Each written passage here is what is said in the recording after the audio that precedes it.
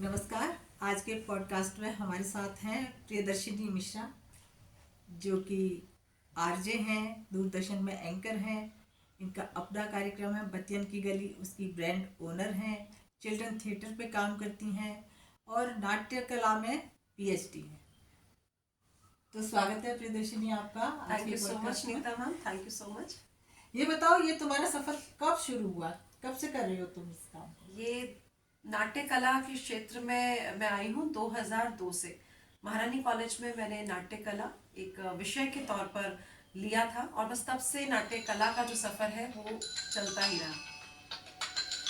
Very good. और इसके अलावा क्या क्या करते हो आप? आपकी बतियन की गली में एक बार हमने भी अटेंड किया है, वो बहुत अच्छा लगता है।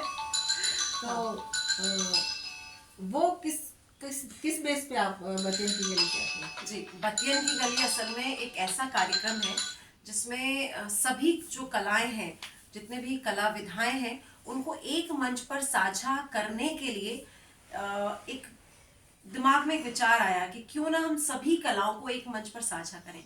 और 2019 में विचार बहुत पहले से था, उसकी क्रियान्विति हुई 2019 में, सितंबर 2019 में। उसको नाम दिया गया बतियन की गली, जहाँ पे चाहे नाट्य कला हो, चाहे संगीत हो, चाहे नृत्य हो, चाहे साहित्य हो या ड्राइंग एंड पेंटिंग हो, जितनी भी कलाएं हैं हम उनको एक मंच पे लाने का प्रयास करते हैं। और साथ ही साथ उस कला से जुड़े हुए जो विशेषज्ञ हैं उनके माध्यम से हम ये कोशिश करते हैं कि जितने भी नवांकुर हैं जो इस क्षेत्र में आ रहे हैं उनको भी एक प्रोत्साहन मिले, उनको भी एक मोटिवेशन मिले। तो इसका मतलब ये है कि सारी विधाओं का प्लेटफॉर्म है बतियन की गली। जी, बतियन की गली, जहाँ पर हम बातें करते हैं और बहुत सारे विचारों ये का लगता है आदान मुझे प्रदान दूसरा होता कपिल शर्मा शो लगता है।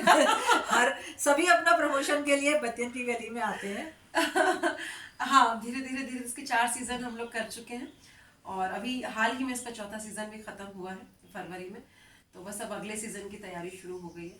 तो इस तरह से बतियन की गली है और लोग काफी पसंद कर रहे हैं। ये इस कला में तुम्हारा समर्थन कौन कौन करता है? घर परिवार, पति, बच्चे, इनमें से सभी समर्थक हैं या घर से विरोध भी होता है? नहीं, समर्थक सभी हैं। समर्थक के साथ साथ प्रोत्साहन भी मिलता है मुझे। जैसे जो मेरे हस्बैंड हैं कपिल, वो पूरी तरह से मुझे साथ भी देते हैं, सपोर्ट भी करते हैं। और जहां मुझे लगता है कि हेल्प की जरूरत है वहां वो मेरे लिए खड़े भी रहते हैं, अपने काम छोड़ के भी खड़े रहते हैं। तो ये मेरे लिए बहुत बड़ी बात है और इसीलिए शायद ये आगे चल पा रहा है, इतनी कड़ियां जो है वो आगे आ पा रही हैं। तो ये तो है परिवार का सपोर्ट। इसके अलावा बाहर के भी बहुत सारे लोगों का सपोर्ट है मुझे। चाहे मैं बात करूं जो शुरुआत से जिनका सपोर्ट रहा, हमारे कला समीक्षक हैं सर्वेश भट्ट जी हैं, जिनका शुरुआत से मुझे सपोर्ट रहा। उसके बाद फिर हम जुड़े नीता उपाध्याय मैम से, ओरियन ग्रीन से जुड़े। और साथ ही साथ पंडित विश्वमोहन भट्ट जी का हमें बहुत समर्थन मिला, सहयोग मिला। रेशमा खान मैम का समर्थन मिला। बसंत जेटली सर, उनका भी बहुत ही मुझे एक सपोर्ट मिला। राजस्थान फोरम बीच बीच में हमें सपोर्ट करता रहता है। तो इस तरह से बहुत सारे लोग हैं जिनका हमें समर्थन और सपोर्ट मिलता रहा, सहयोगियों के बहुत रूप लकी हो में, गई, मेंटोर के इतने रूप सारे में। समर्थक हैं तुम्हारे। एक्चुअली क्या होता है कि कभी कभी जरूरी नहीं है कि आर्थिक रूप से ही सहयोग हो। अगर कोई आपके पास आकर खड़ा भी हो जाए और ये कह दे कि आप काम करिए, हम तुम्हारे साथ हैं, तो ये बहुत बड़ी बात है। तो बस ये मुझे आर्थिक रूप से सहयोग में जुटा रही हूँ और दूसरों माध्यम से। लेकिन ये वो लोग हैं जिनका भी मैंने नाम लिया है, जो मेरे साथ खड़े रहते हैं और उनका खड़ा रहना ही। क्यूरियो ग्रुप की बात करूं, मेरे भाई की बात करूं गगन मिश्रा, तो ये लोग बस एक जिसको कहते हैं बैकबोन की तरह खड़े रहते हैं और बस फिर अपने आप कहते हैं ना कि मैं अपनी मंजिल की तरफ बढ़ती रहती हूँ। तो ये जी। और कोई चुनौतियां नहीं आती तुम्हारे सामने? चुनौतियां इस तो फील्ड बहुत में है। कितनी चुनौतियां हैं जिनका तुम्हें सामना करना पड़ता है? पहले भी किया होगा और आगे भी, क्या लगता है तुम्हें? चुनौतियां तो बहुत रही भी हैं और महिला होने के नाते मतलब मैंने 2002 में शुरू किया था और उस समय मैं ग्रेजुएशन में मैंने ये सब्जेक्ट ऑप्ट किया था। तब मैंने बाहर जब रंगमंच शुरू किया तो भी चुनौतियां आई। लड़की होने के नाते कुछ हमें ऐसी निगाहों से भी वास्ता पड़ता था जो कभी कभी दिल को अंदर तक कुचेड़ देती थी। और कभी कभी ये भी होता था कि उस समय परिवार का भी थोड़ा सपोर्ट नहीं होता था, क्योंकि ये एक ऐसी विधा है जहाँ पर आपको हर तरह के रोल करने पड़ रहे हैं।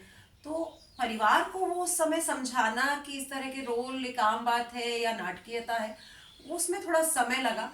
तो पारिवारिक संघर्ष और चुनौतियां भी आई, सामाजिक संघर्ष और चुनौतियां भी आई, जिनमें मुझे, चाहे मैं बस की बात करूं, बस से आना जाना है, चाहे मैं अपने ही लोगों की बात करूं, उनका जो एक कहना चाहिए कि वही जो बात है कि आपको इस निगाह से देखा जा रहा है कि आप कभी कभी थोड़े से कॉन्शियस हो जाते हो, थोड़े से अव्यवस्थित हो जाते हो। लेकिन मैं फिर कहूंगी, कुछ ऐसे लोग भी मिले मुझे, कुछ ऐसे वरिष्ठ गुरु भी मिले, कुछ ऐसे वरिष्ठ रंगकर्मी भी मिले भाई के रूप में, जो मुझे हमेशा सपोर्ट भी करते रहे।